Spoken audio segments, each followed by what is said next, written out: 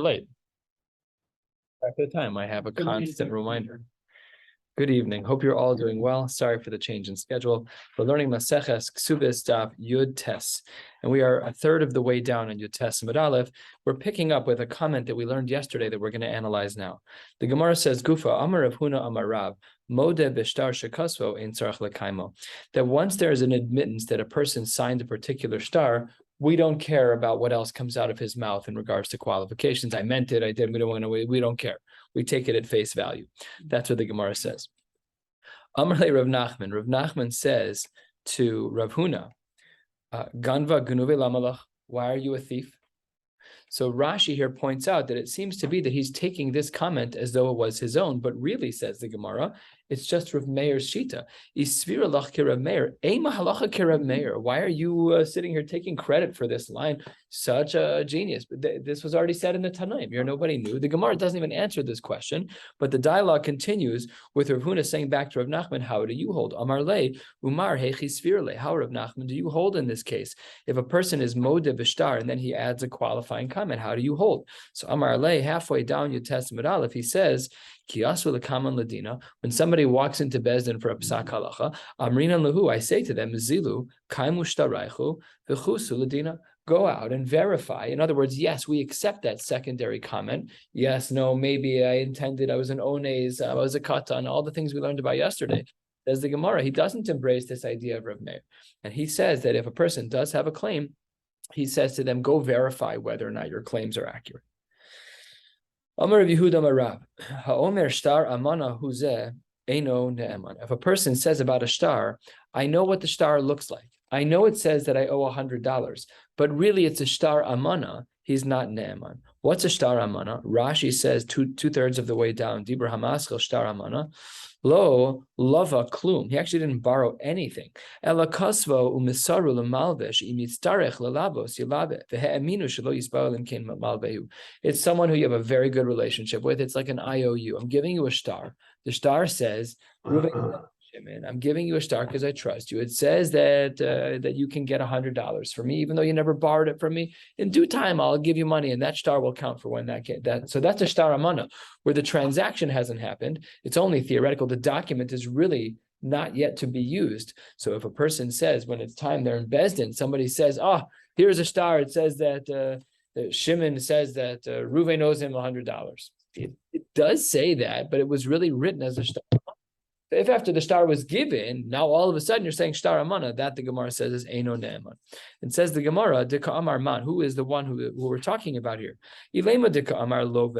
If the person who said that it's a shtar amana, that the star is really not in force yet, and I just have it for a rainy day, so then if it's the love, the borrower, pshita, kol kimine, why would we even believe him? After all, it just looks like he's skirting a responsibility. If I go to Bezdin and they say, Phil, this document has your name on it, it says you actually do owe the guy $1,000. I'll be like, it's a shtar amana. So like if the borrower says it's a shtar amana, so he just looks like he's getting out scot-free. So that's for sure not. Ella says the Gemara, amar malve, maybe the lender is the one who says it. Well, if the lender is the one who is saying it, and then he's basically saying that he gave out a shtar amana, that's beautiful. Tavol bracha, that would be a wonderful thing.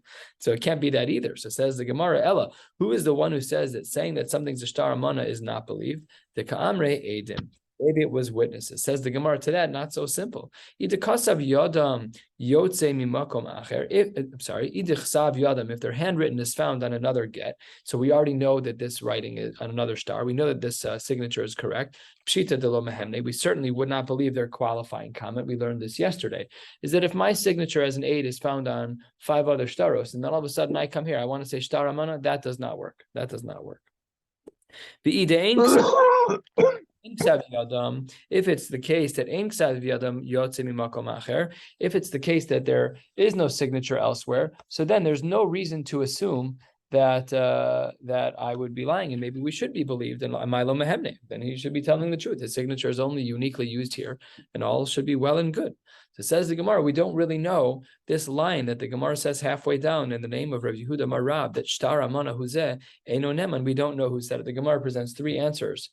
And it's each of the three answers that we just rejected. Let's see how the Gemara proceeds. 2/3 of the way down, Amar Rava, La'olam, after the simon of Beis Aleph Shin, Amar Rava, really, La'olam de Amar Love, Uchade Rav Huna, we really are talking about the Love. Love, the borrower is the one who says, hey, I don't really have to pay back any money. It's a shtar amana. Uchade Rav Huna. What does Rav Huna say?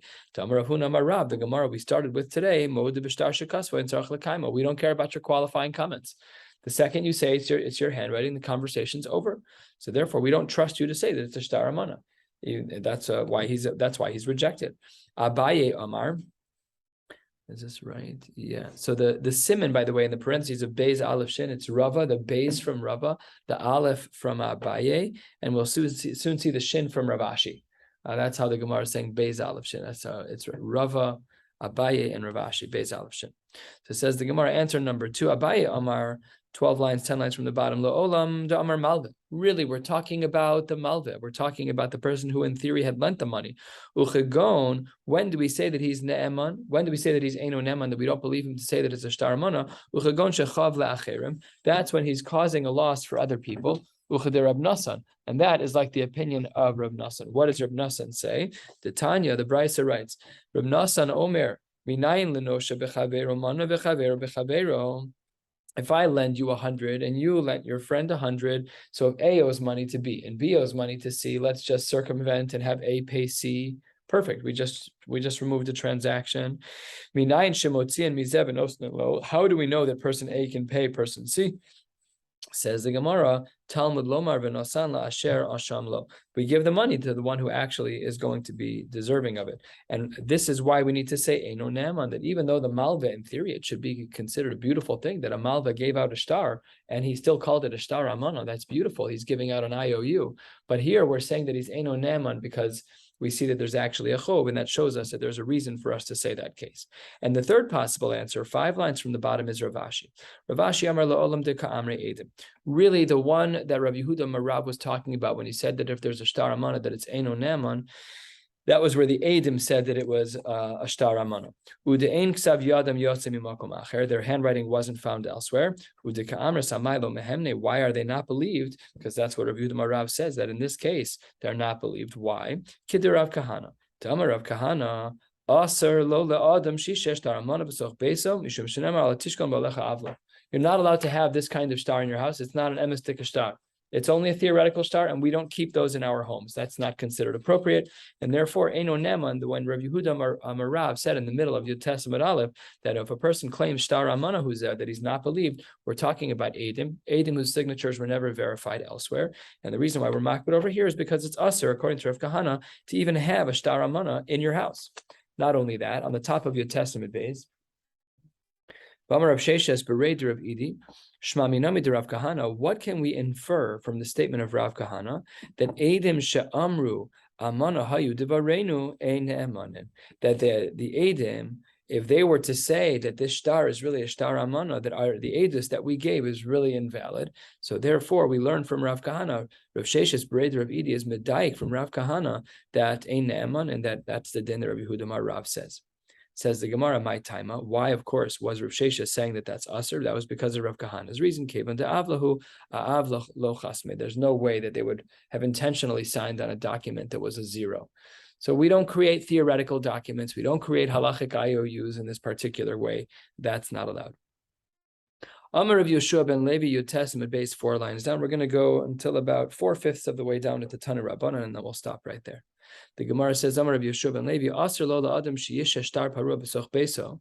A person is not allowed to hold a document that's already been paid. We're afraid he's going to double collect. We don't allow a person to hold on to a shtar parua in his house. Mishum shenemar al tishkon ba'alecha avla. The same exact pasuk that indicates that it's usher to hold on to.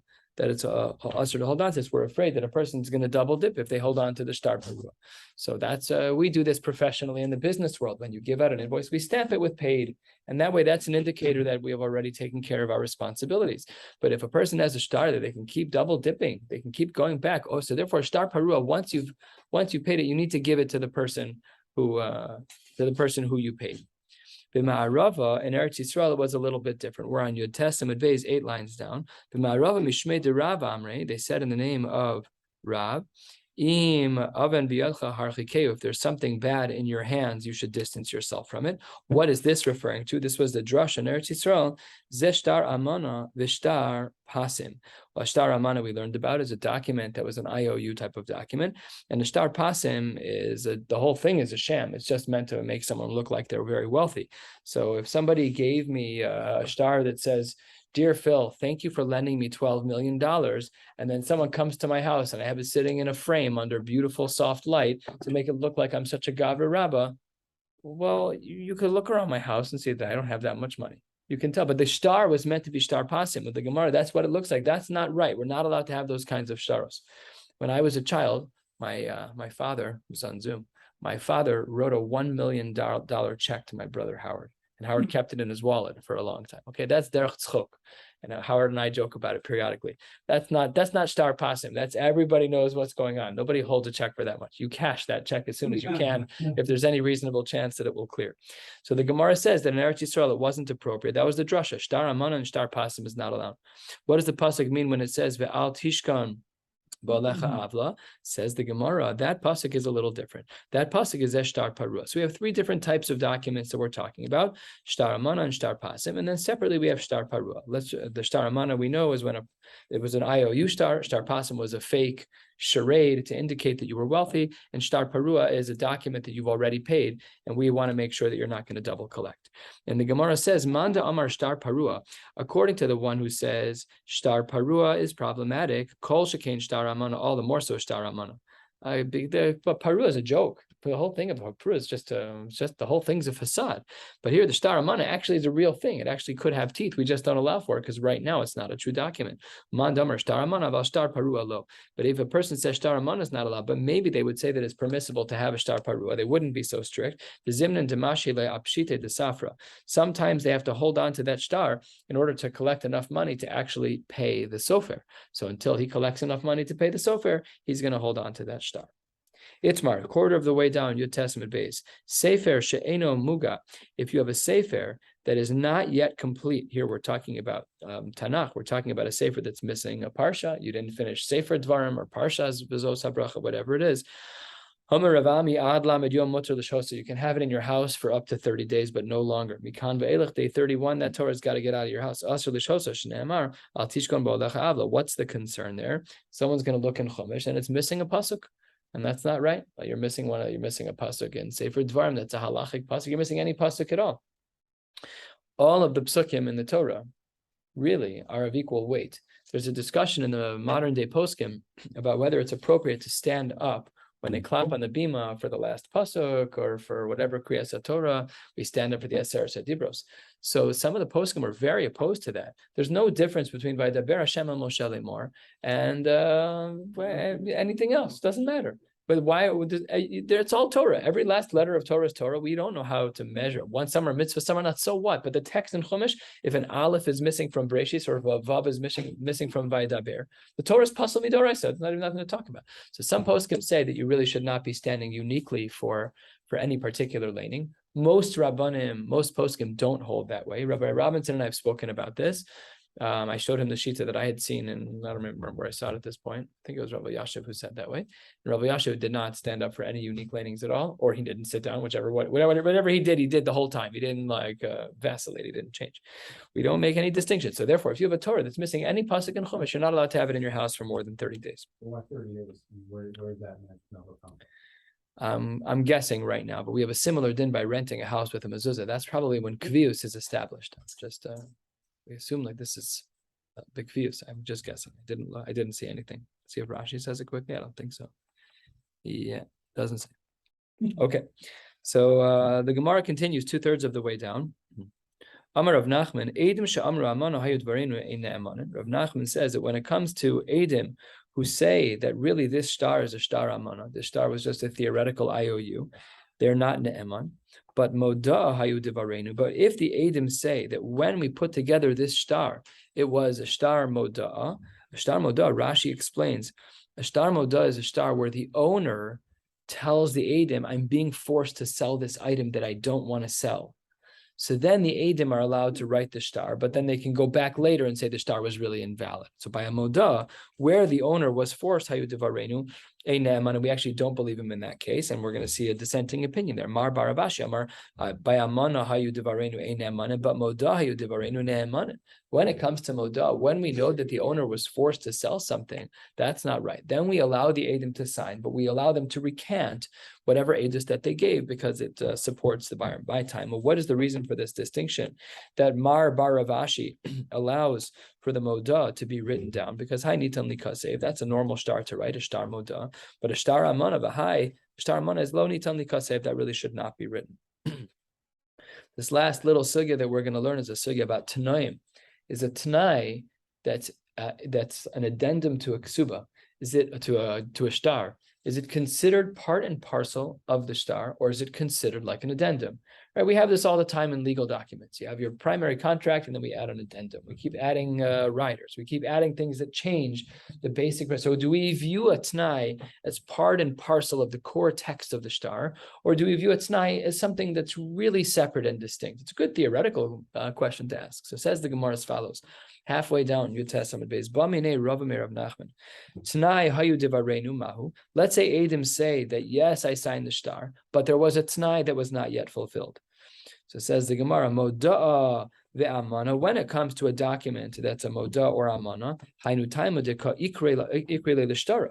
The reason why those were problematic is because that's the ikr star. The moda is where someone was fundamentally forced to sign a document he didn't want to, or star amana where there's a character flaw in the document and that no loan has ever been given. So that we understand. Do we want to say v'hai nami that's nai? That's also ka'akar l'shtara, that if it's nai is missing, then be'etzem, something is fundamentally flawed with the star. Odilma, or perhaps Tanai Milsa Achrisihi, or really is the Tanai an addendum? It's the back page. We just added it in after the fact. Please see the footnotes. But really, it's not part and parcel. It's a lumdisha question to understand a star. Is every Tanai part and parcel of the star, yes or no? So Amar Le. So who's talking here? Rava asked a question to Rav Nachman. Rav Nachman was the Rebbe generation. Rava was the Talmud generation. Rava was 4th century of the Amoraim, and Rav Nachman was 3rd century. Amar Le, Rav Nachman says back to Rava, Ki asu lekaman ladina, when they come into my bezdin, amrinan lahu, I say to them, zilu kaimu tanaichu v'chusu ladina. Wow. What we see over here is he says, go fulfill all the conditions of your star, and then we'll have a conversation. Namely, a Tanai is an ikr part of the star. Once a Tanai is built into a star, we no longer separate it from the fundamental text of the star. There's no difference anymore, and it's all considered to be part and parcel. What if Eid Omer Tanai, the Eid Omer Eino Tanai? What if one of the two witnesses says, yes, there was a Tanai and it wasn't fulfilled, and the other one says there was no Tanai? So that, says the Gemara, Amar Papa Tarvaihu b'shtara me'al yakamisade. Both of them are giving edus about the star, that the star be'etzem was excellent. They're just not sure about the Tanai. V'haidik Amar Tanai havalachad. And when you only have one of the edim who are talking about a star, only one of them is talking about a Tanai, excuse me. So if there's only one talking about a Tanai, ve'ein dvarav shalachad b'makom shnayim. So therefore, the aid who says that really there was a Tanai, we don't really care about his edus. His edus is a 0. So maskif lo Rav Huna b'rei Rav Yoshua ihachi.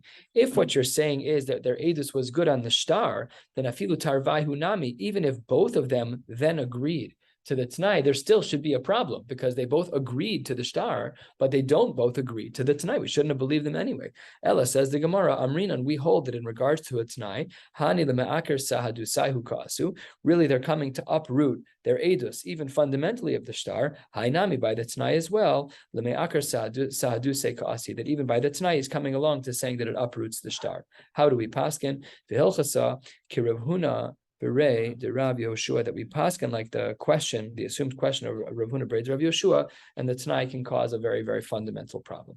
We're going to stop right here at Tanu Rabbanan. Mir Hashem, tomorrow I'm going to upload and post at some point during the day. I have no idea when. There is a small chance it won't be till after, but I doubt it.